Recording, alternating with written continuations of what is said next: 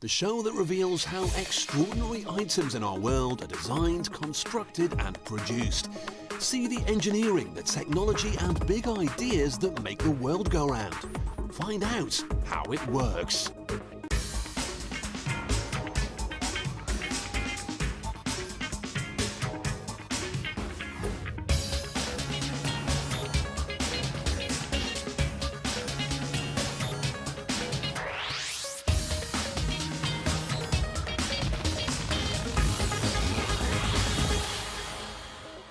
Coming up in today's show, the chili harvest in Thailand turns the countryside red and feeds our lust for sweet chili sauce.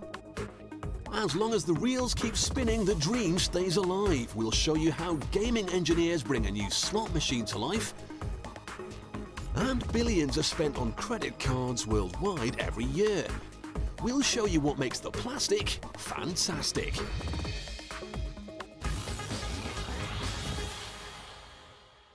But first, ice sculpture. It's one of the more unusual hobbies, and a master can bring ice to life. But how do artists turn blocks of ice into these amazing sculptures?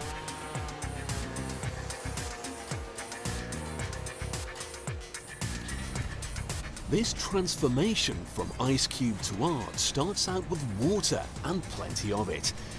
Dedicated companies that specialize in freezing water produce over 440 tons of crystal clear blocks for the artists to work with. Getting the water to freeze but remain clear is essential. The freezers must continually agitate the water to stop any imperfections forming. But it's not an easy job. This much ice takes nearly 6 weeks to prepare. Each frozen block is incredibly heavy, so the delivery men take great care when lining them up. Sort of. Ice sculpting is popular wherever there are cold winters, and events like these attract sculptors from China, Norway and the USA. Each team has to carefully align their blocks before they can get to work. There's a lot of competition among artists to produce an outstanding original. Some sculptures are very ambitious and need heavy lifting equipment to prepare the raw ice. Once everything's in place, the detailed work can begin. A variety of tools are used, from small saws for tiny windows in this castle to chainsaws for carving the larger blocks.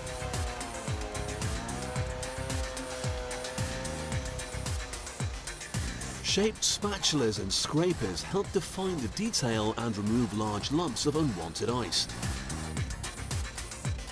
The artists try to make their sculpture as realistic as possible.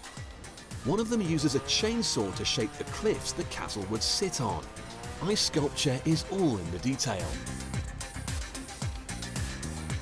Adding the finishing touches is delicate work that needs to be handled with care. Here, the sculptor is putting the roof onto the top tower. He's over 6 meters above the ground. Just one slip and this ice castle could come crashing down.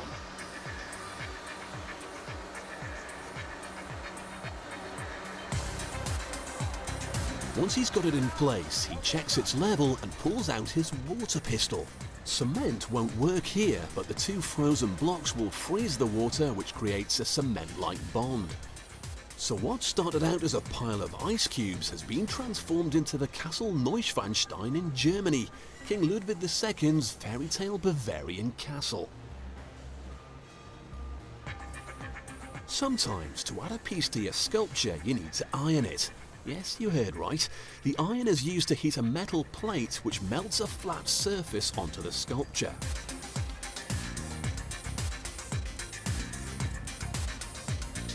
The extra block is then put in place and water is used once again to create a solid bond between the two.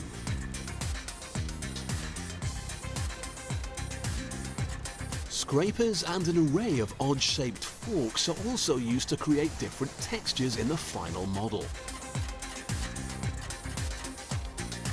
But the real trick to making ice sculpture as beautiful as it is the heat gun. Using this hairdryer-like device, the rough surface of carved ice melts, and when it refreezes, it recovers the crystal clear brilliance it started with. Of course, if you don't have a hairdryer, you can always use your iron again to achieve the same effect. When the work is done, 4 big rectangular blocks of ice can be transformed into a grand piano.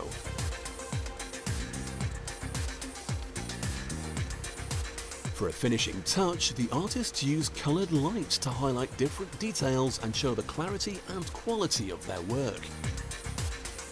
Some of which is even interactive, like this enormous ice slide, which actually works. Chill thrills, the frozen fascination that is ice sculpture.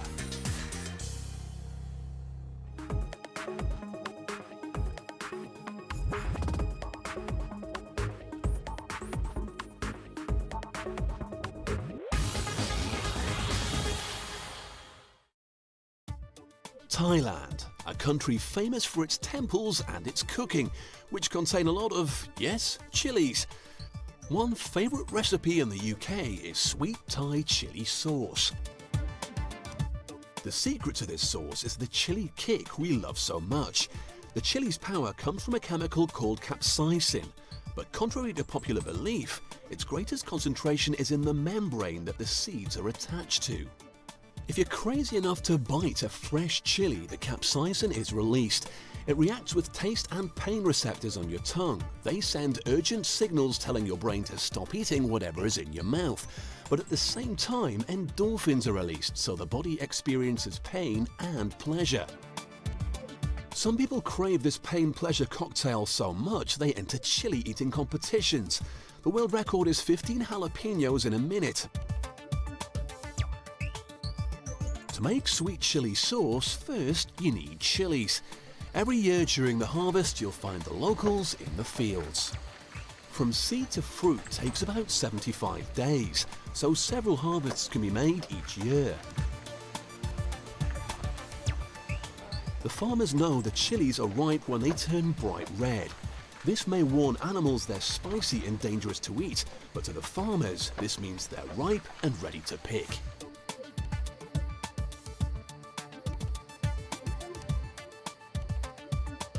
Once they've been picked, the chilies are laid out and sorted to make sure their quality is up to scratch.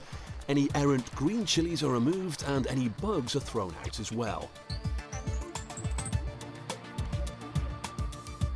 The harvest is then bagged up to be collected by truck and taken to the factory.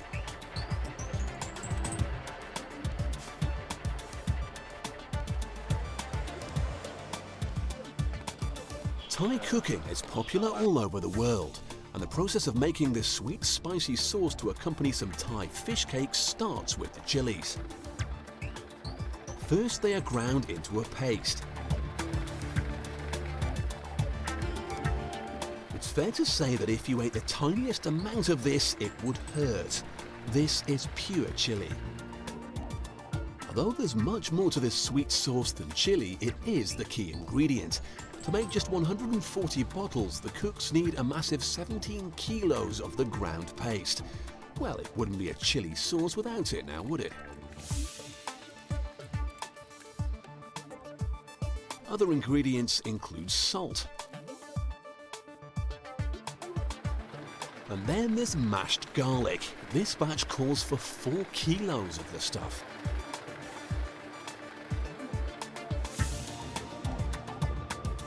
The first ingredient into the pot is a mix of water and vinegar. This forms the basis of the sauce.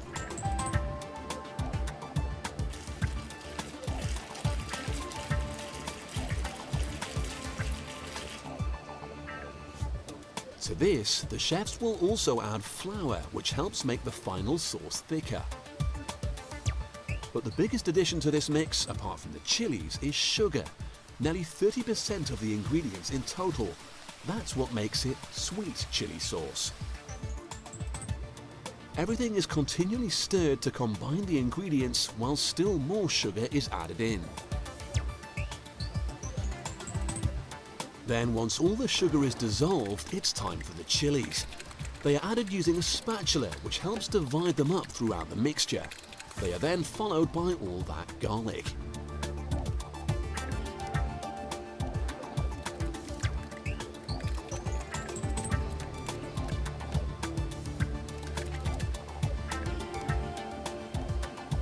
Now they can start the cooking.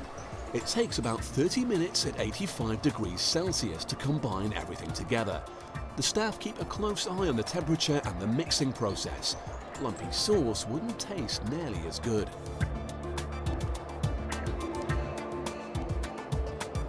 When the sauce is finished cooking, it's still quite fluid, so it all gets transferred to a new pot.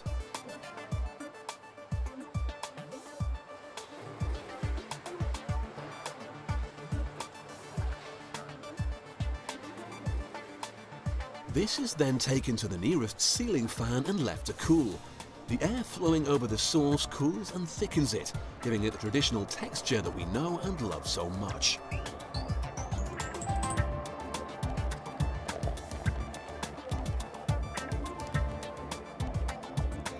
It can then be bottled up, and the only thing left to do before it's sent to the customers is for the boss to have a quick taste.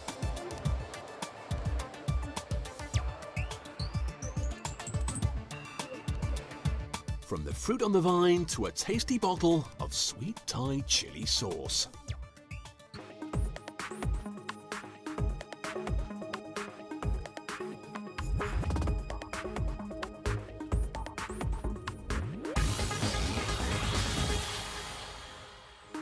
Still to come. You can start them with buttons these days, but in the end they'll still take your money. The secrets behind the modern one-armed bandit are revealed. And we'll learn about plastic money.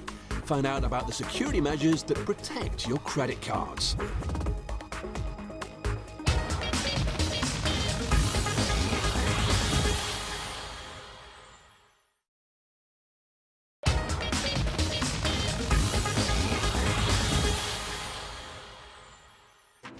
They're sometimes called slot machines or one-armed bandits, because gamblers are more likely to lose than win. Yet thousands of people play them every day, chasing that elusive jackpot. But what's behind the flashing lights and spinning wheels? At Bally Gaming in the USA, they make nearly 300 new slot machines every day. The first thing that's needed is a big cabinet for all the thousands of parts to be put into.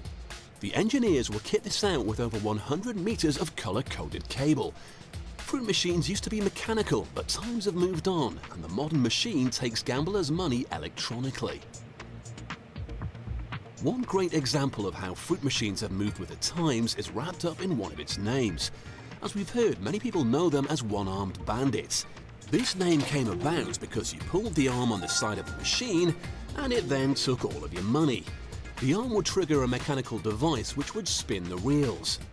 Modern machines still have the arm for tradition's sake, but it only triggers an electronic sensor. No matter how hard you pull it, it still sends the same signal to the computer to spin the reels for you.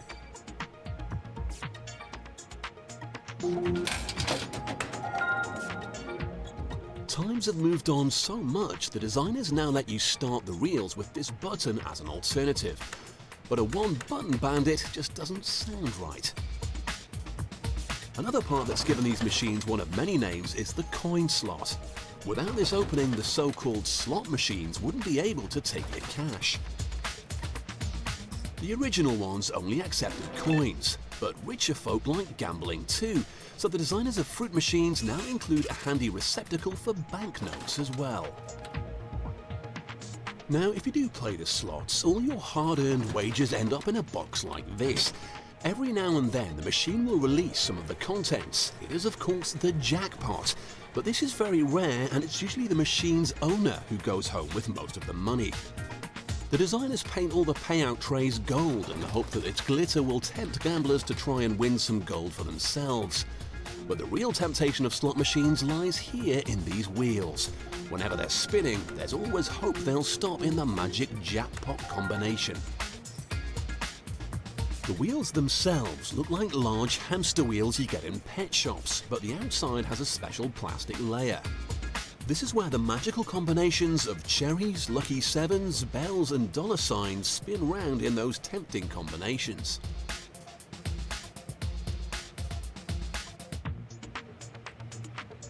Once they've been put together, the reels are then fitted into each new fruit machine and given a quick spin to check they're going to work properly.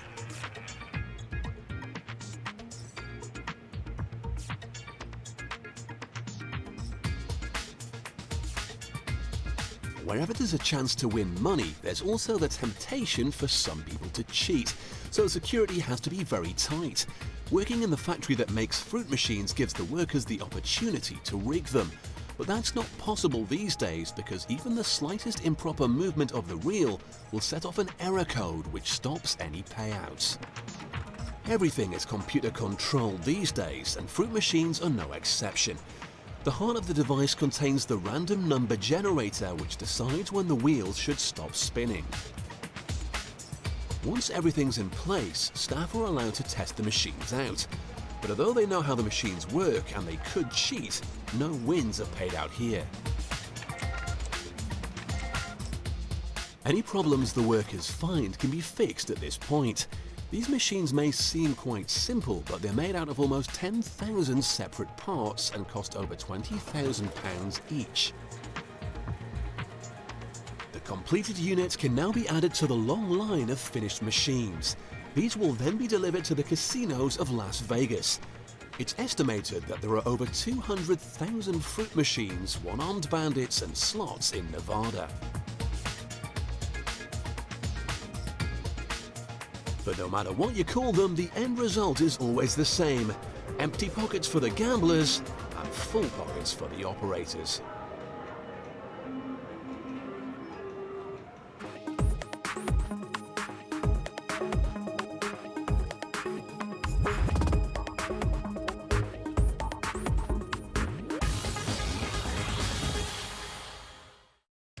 In 1 year alone, credit cards accounted for almost £124 billion worth of spending in the UK.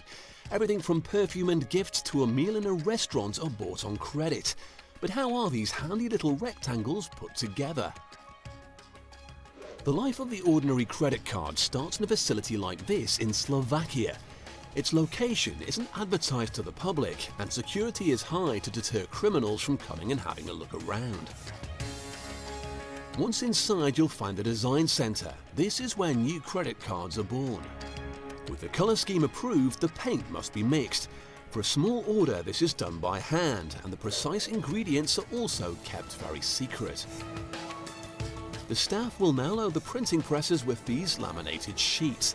They form the basis for the front and backs of your credit card, and the first color added to them is white.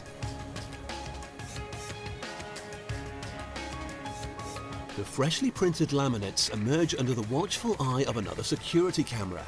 The bosses are very keen that nothing goes missing from this factory. The next stage is the full color scheme the bank wants for its design. The colors are added to the rollers, and a special device is used to spread the paint out to an even thickness.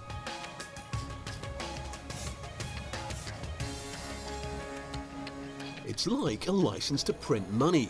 This machine can print around 7,000 sheets of new cards every hour. However, the credit card companies have thought of clever ways to make sure the process can't be duplicated.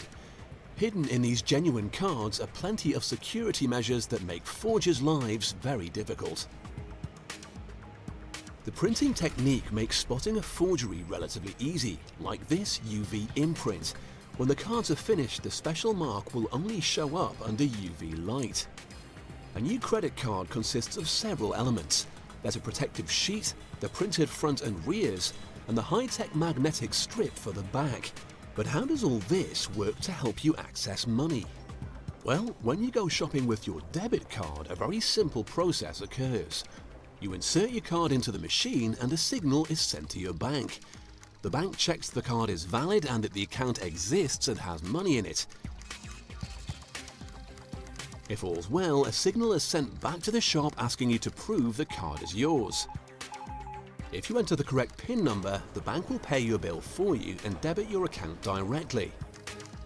However, if you use a credit card, the machine contacts the data office that collects requests for credit card transactions. The company's computer verifies the account is valid and that you haven't exceeded your limit, and then releases the money if all's well.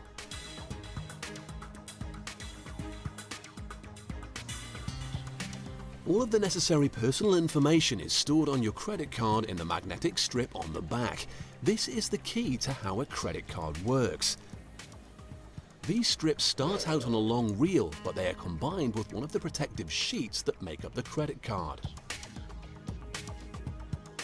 Experts analyze each sheet microscopically.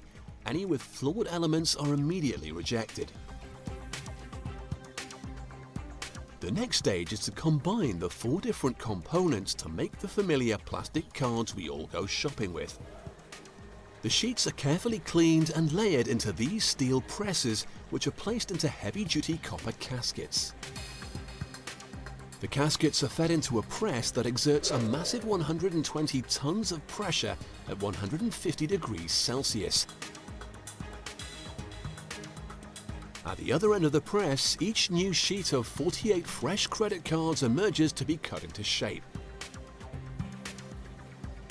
The guillotine also adds signature strips and the hologram to the cards, another of the many security measures designed to help keep your finances safe. In 2006, credit card fraud cost Britain almost £428 million. Cloning is one of the most common tricks for making a phony credit card, and security experts spend hundreds of hours researching how the fraudsters do it. One popular method is attaching a phony card slot to the cash point. It's often accompanied by a camera that then records your PIN number as you enter it. Chip and PIN technology has been introduced to combat fraud by using coded information on your credit card. A special drill is used to cut a hole in the pre-made credit card and the chip is inserted. The cards are then put through a rigorous exercise regime to make sure the chips won't pop out under too much stress. When they're fit, the cards are packaged up, counted and stored securely until the bank needs them. So is that it? Well, no. The next step is you apply for a new card or your old one gets stolen. When this happens, you call your card provider. They then call this company and a new card is issued for you. A fresh box of blank cards is opened and added to this machine. Its memory has been filled with your account details and those of many others, all of whom need new cards. This machine then imprints your name and details onto the front, whilst writing the account information onto the magnetic strip at the back. And it's ready to go. So, from a worthless piece of plastic to a valuable alternative to cash.